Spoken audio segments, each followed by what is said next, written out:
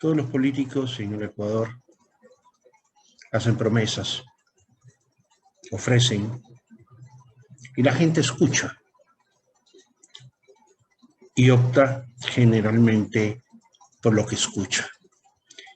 Y generalmente se suele ofrecer lo que la gente quiere escuchar. Y los políticos dicen lo que la gente quiere oír. Al fin y al cabo, habrá ya tiempo para ver a quién le echamos la culpa de los fracasos que vamos teniendo. Más allá de la política electoral o electorera, como queramos calificarlos, es importante tener conciencia de que el Ecuador es un país pobre, que en los últimos años no ha crecido como han crecido otros países en América Latina, peor aún como han crecido otros países en el mundo. Y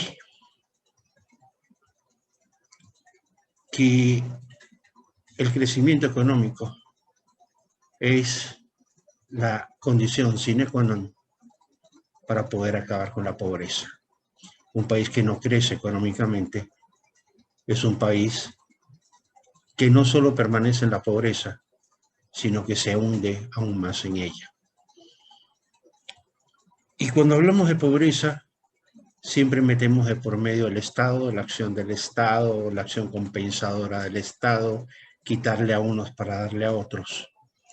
Pero la verdad es que la pobreza nace precisamente de la poca utilización, de la mala utilización, de la ineficiente utilización de los recursos productivos. Ecuador es un país rico en recursos productivos cuando hablamos de mano de obra. Tenemos un nivel de empleo pleno, es decir, un porcentaje de la población económicamente activa que trabaja sus 8 horas al día, que está recibiendo una remuneración que por lo menos corresponde al salario mínimo vital y que tiene su salud y su futuro garantizado a través de una afiliación en la seguridad social. Esa población privilegiada, esa población no llega al 50% de la población económicamente activa. Y ahí el principal problema para combatir la pobreza en el Ecuador. La pobreza no se la combate repartiendo lo que no se tiene. La pobreza se la combate produciendo lo que no se tiene y repartiendo el producto que se logra a través del trabajo. En otras palabras, en la medida en que no tomamos conciencia del problema del desempleo o del empleo no adecuado en el país, donde no hay remuneraciones suficientes, donde no hay productividad suficiente, el país jamás va a salir de la pobreza. Las cifras oficiales nos indican esta verdad que estamos planteando. Vamos a ver simplemente, vamos a echar un pequeño vistazo a los últimos 20 años en el mercado laboral ecuatoriano. ¿Cómo se ha comportado en los últimos 20 años lo que llamamos el pleno empleo? Es decir, esa porción de personas que tienen el privilegio de tener una seguridad social, de estar afiliados al seguro, de tener todas las remuneraciones que la ley manda y que recibe y que de estar amparados por lo menos con una remuneración al menos equivalente al salario mínimo vital. Aquí tenemos del 2007 al 2020, esto está en porcentajes. La cifra o la línea que marcamos abajo en gris es la llamada población desempleada.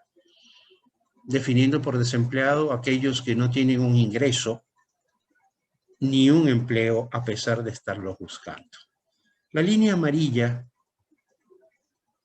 condensa una serie de categorías que fueron creados en los últimos años para, de alguna manera, dispersar un concepto que antes se lo tenía en una sola expresión: subempleo.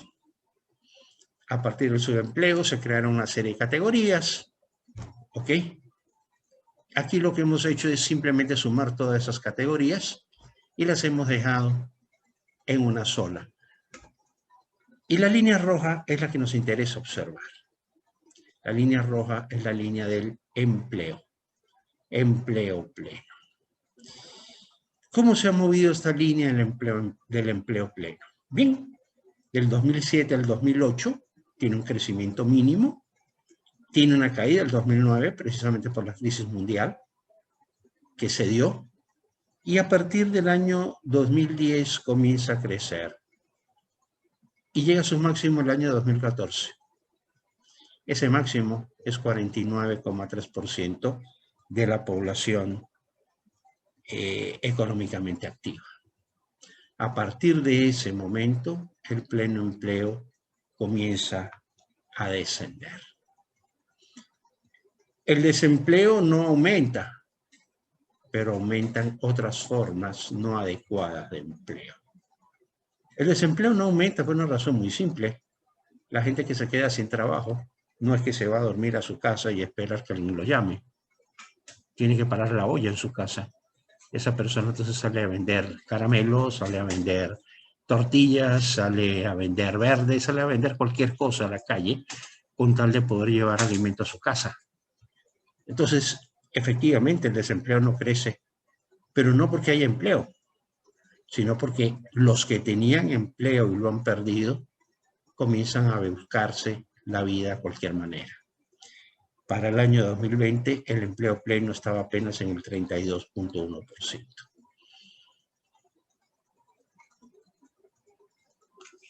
Preguntémonos ahora cómo vamos a resolver el problema del desempleo o cómo vamos a lograr una cobertura de empleo adecuado de la población ecuatoriana. ¿Cómo va evolucionando las categorías de empleo pleno y empleo global? La línea azul nos marca lo que es la población económicamente activa, la línea roja, el empleo global, es decir, aquí entra el empleo pleno, el desempleo y otras formas de empleo, y la línea gris nos va marcando lo que es el empleo pleno. Desde el año 2000 hasta el año 2020, en los últimos 20 años, ¿cómo se ha movido la población? Bien, la población económicamente activa, es decir, esa porción de la población total que está entre los 15 y los 64 años, crece año tras año a un ritmo de 178.700 personas. 178.000 personas se incorporan a lo que es la población económicamente activa todos los años. Al empleo global se incorpora un poco más, 189.383 personas. Muchos que están en el desempleo o que están inactivos y están en edad de trabajar comienzan a buscar también empleo. 189.000 personas. ¿Cuánto es lo que anualmente crece el empleo pleno desde el año 2000 hasta el año 2020? 37.280. En otras palabras, frente a 189.000 personas que todos los años se suman a los que salen a buscar empleo a la calle, solo 37.280 encuentran empleo pleno. Los demás pues quedan en el desempleo o simplemente comienzan a ver qué hacen con su vida y cómo llevan el alimento a sus hogares. 37.000 personas frente a 189.000 que buscan empleo. Ese es el problema real de la economía ecuatoriana. Ese es el problema de la pobreza en el Ecuador. No es otro. Aquí no es un problema de burgueses y proletarios y campesinos. No, no, no, no, no. Aquí simplemente el número de comensales es cada vez más grande y la torta, que significa el empleo como medio de distribución de riqueza, es cada vez más reducida. Cada vez tenemos más personas buscando empleo, más jóvenes que salen de las universidades, más jóvenes que salen de los colegios, más amas de casa que quieren apoyar en su hogar trabajando y devengando un salario frente a un reducido, muy reducido crecimiento en el empleo pleno. Este mismo dato lo podemos ver acá.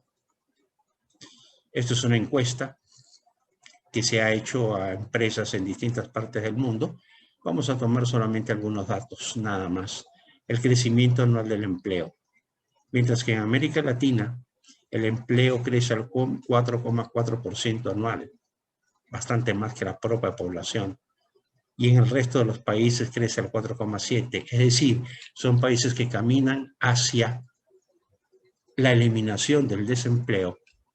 En Ecuador, el crecimiento anual del empleo es apenas 1,5%. La población crece más que las oportunidades de empleo. Ya vemos entonces hacia dónde estamos caminando. No estamos caminando hacia el desarrollo. No estamos caminando hacia la eliminación de la pobreza. Estamos caminando hacia la creación de más pobreza.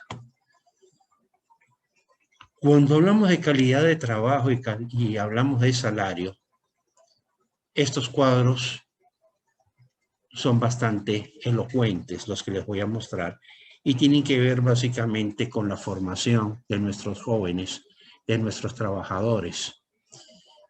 Trabajadores que ya no son del siglo XX, menos aún del siglo XIX, son trabajadores del siglo XXI. ¿Cómo están capacitados para enfrentar los desafíos de la producción? ¿Cómo pueden aportar a la productividad del país? Esto tiene que ver con la prueba PISA que se realiza internacionalmente en distintos países del mundo. Es más o menos un cuestionario similar. Y aquí se lo realizo a personas entre los 16 y los 65 años, es decir, a la población económicamente activa. Es una prueba de lenguaje, matemáticas y resolución de problemas. En cuanto al lenguaje, el puntaje promedio para los países de la OCDE fue de 266 puntos.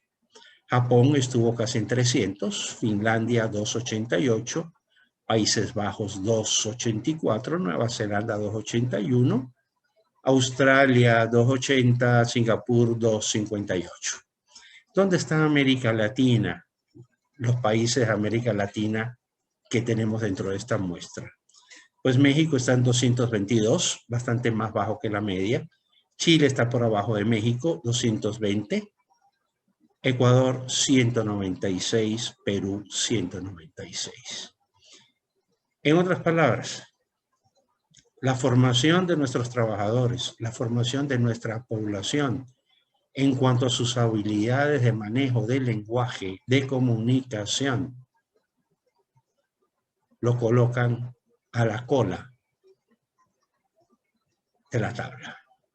Muy por debajo no solo de los principales países, sino muy por debajo de la media. Si vemos en asuntos de matemáticas, La puntualización media fue de 262. ¿Quiénes están por arriba? Pues ya lo sabemos. Japón, Finlandia, Países Bajos, Nueva Zelanda, Australia, Singapur. ¿Quiénes están por debajo? Básicamente los países latinoamericanos. El mejor puntuado es México con 210, el segundo mejor puntuado es Chile con 206 y luego viene Ecuador, 185. Nos queda el consuelo que puntuamos mejor que Perú, pero siempre muy por debajo de la media. Finalmente, resolución de problemas en entornos tecnológicos. La media de los países de la OCDE estuvo en 30 puntos. Por arriba de los 30 puntos encontramos pues a Singapur, Australia, Nueva Zelanda, Países Bajos, Finlandia, Japón y otros más. Por debajo de la media, México con 10 puntos, Chile con 15, justo al 50% de la media, y por debajo de todos ellos, inclusive por debajo de Perú, Ecuador, 5 puntos. En otras palabras, no solo que necesitamos fomentar el empleo, sino que tenemos que fomentar la capacitación de nuestra gente. ¿Qué clase de educación está recibiendo nuestra gente? ¿Con qué propósito estamos educando a las personas? ¿Las estamos educando con propósito productivo? ¿Estamos generando una educación que apunte hacia el aumento de la productividad, hacia el aumento del empleo productivo y por lo tanto hacia el incremento de las remuneraciones de los trabajadores? ¿O simplemente estamos dando una educación que está totalmente divorciada, totalmente desvinculada de lo que son los procesos productivos y de los requerimientos de los sectores productivos para poder producir? Es evidente que en entornos tecnológicos estamos a la cola. En matemáticas, la habilidad de nuestros trabajadores, de nuestra población económicamente activa, deja mucho que desear, lo mismo que en lo que se refiere al lenguaje. Las competencias en lenguaje y matemáticas entre los años 2014 y 2019 lo vemos en el cuadro que está abajo. Para 2014, en lenguaje, nuestros estudiantes estuvieron un 36%, en matemáticas un 33%.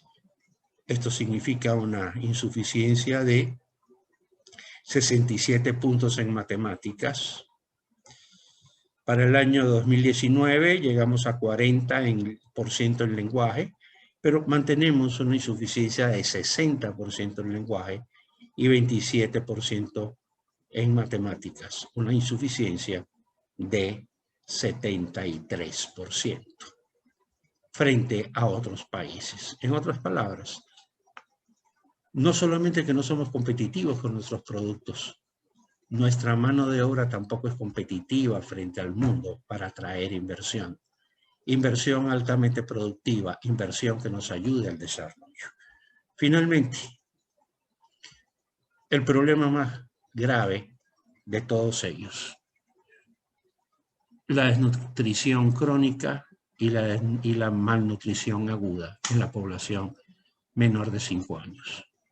Sabemos que un niño forma su cerebro durante los primeros 5 años de su vida. Un niño que no tiene una buena nutrición los primeros 5 años de su vida es un adulto que tiene altas probabilidades de estar condenado a la pobreza. Simplemente porque no va a poder desarrollar una mayor competitividad. Para 1986, la desnutrición crónica cubría al 40% de nuestra población. Para el 2004, eso ya había bajado al 36,5%. Para el 2012 era de 25,3. Para el 2018 está en 23%. Ha bajado mucho, ha bajado a la mitad de lo que estaba en 1985, pero ¿es suficiente? No. 23 de cada 100 niños en Ecuador son desnutridos.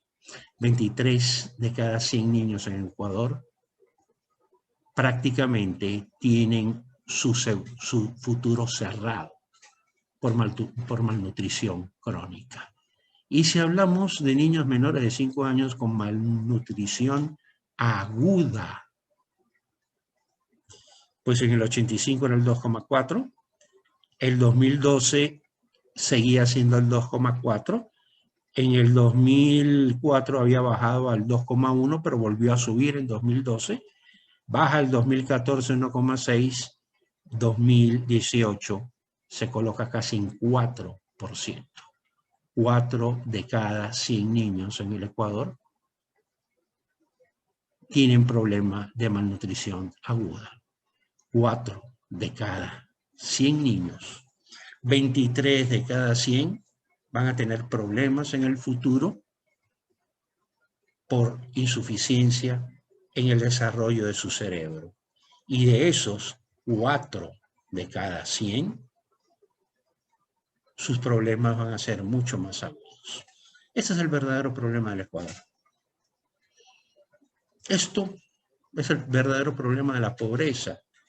Aquí estamos hablando simplemente de una pobreza que se va a reciclar. Se va a reciclar por malnutrición en los futuros ciudadanos, en los futuros trabajadores, y malformación educativa en quienes hoy confían en un sistema escolar y universitario que, por lo visto, de acuerdo a las pruebas internacionales, no sirve para mucho en términos de sumar productividad.